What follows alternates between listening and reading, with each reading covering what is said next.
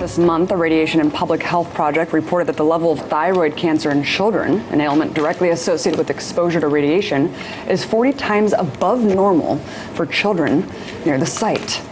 Yet 3 years after the earthquake and subsequent tsunami, we're left with more questions than answers. To help me sort through some of them, I'm joined by Paul Gunter, Reactor Oversight Director at Beyond Nuclear. Thank you so much, Paul. Thank you, Abby.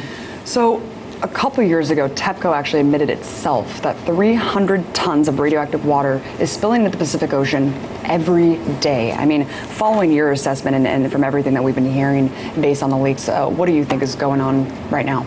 Tokyo Electric Power Company has completely lost control of basically two sources of radioactive water that are flowing into the plant and these three destroyed reactors and then flowing out back into the Pacific Ocean.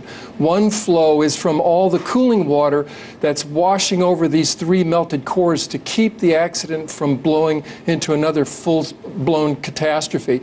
The other source of water is groundwater flowing into the wreckage, and they basically have lost control of all this. They've been trying to pump it into this huge tank farm that's now probably more than 1,500 tanks that are accumulating water saturated with radioactive strontium, cesium, and they've been trying to filter this out in a test procedure, an experiment that's going on there to try to gear up so they can filter radioactivity out. But again, this is only a test. It's been up and down, it's broken, it's failed, it's leaked, and this is ongoing. I think, Paul, once people see the process, that's when it really settles in of how horrific the situation really is, because yeah, they're filling up fresh water to cool the reactors and putting all the radioactive water into these tanks. There's literally thousands of these tanks on site, and 1,000 of those tanks are leaking.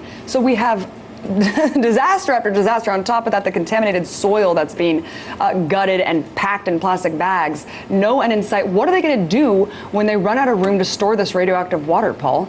Well, there is really no management plan here at all. This is, again, it's an experiment. All the liability is going to be shifted to the future generations that are going to be left with this legacy without any benefit.